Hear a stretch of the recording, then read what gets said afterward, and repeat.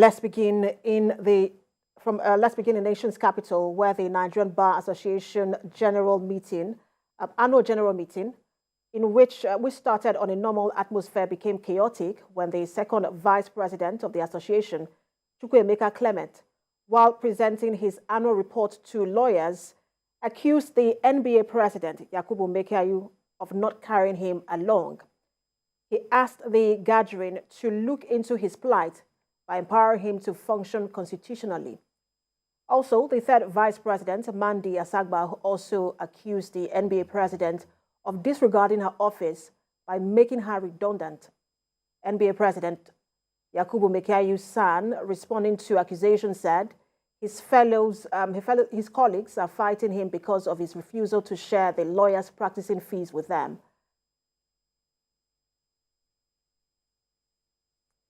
Now, for further perspective on the NBA crisis, a legal practitioner, Evans Ufeli, joins me now. Good to have you join us.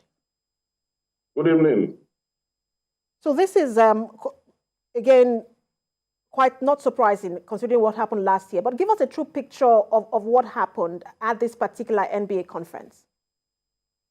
Yeah, what happened was that before the AGM, we have been in the conference since Friday, Saturday, Sunday, up until today, which will be concluded tomorrow.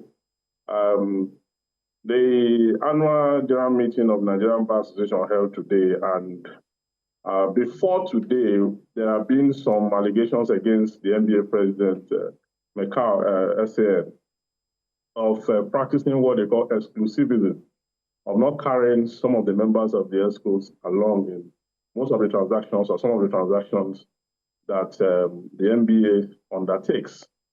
And we saw those publications. They are complaints from the second vice and a complaint from some of the Exco members and all that. And because it was one-sided, we were all waiting for the annual general meeting today to hear the other side. And what transpired was that the president gave an elaborate account of what has happened so far, that the funds meant to manage the NBA runnings and all that is a target of the Exco members. According to him, he said there was an instance where some of the Exco members had applied to attend the International Bar Conference, and some of the figures were uploaded according to him, and that some of the functions of the second vice, which has to do with going to other branches of the NBA to familiarize with those branches. Because as an NBA second vice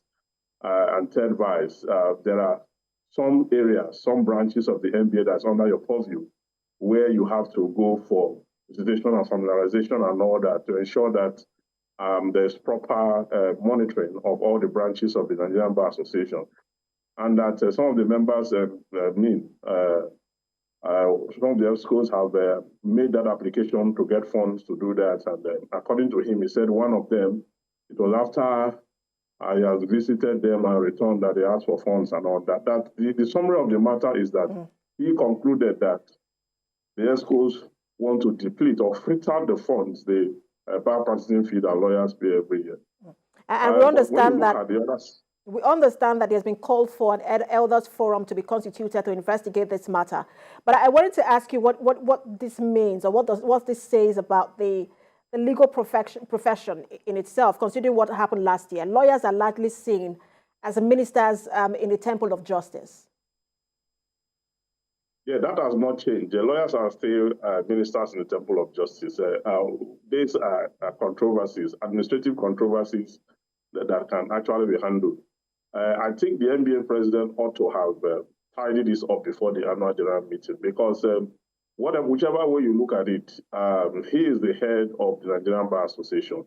And if members are complaining because they have to do certain things, because the truth is that the second vice and the rest of them, they were not voted into that office to be redundant or to not function in their office. And even the NBA president himself, he made an elaborate account of how he uses his money, his funds to carry out the functions of the NBA.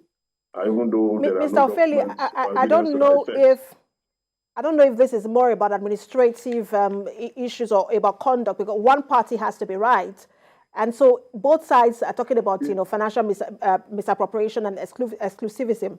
And so it's really about conduct, again, what we saw last year. But let's talk about, on a lighter note, we understand that some people walked out. They were not expecting to see Portable as the guest artist, and were not quite pleased when he was revealed as the guest performer for the event. Yes, because given his style, I mean, Portable as a musician, given his style and the way he goes about his own artistry, it's not one that lawyers are comfortable with. I, in person, I was not comfortable with that fact, but I learned that I think it was brought in by Obi Kubana or thereabouts.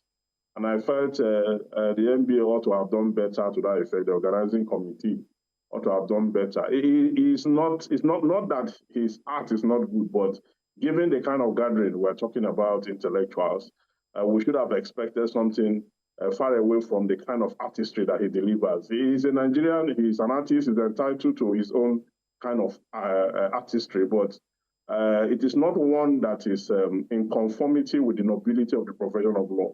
And that is why a lot of people were displeased. There were those who also liked the fact that it was brought into, because the program is actually titled Unbarred.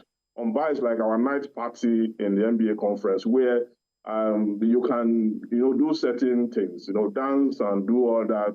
Take the legal toga off you. That's what it means.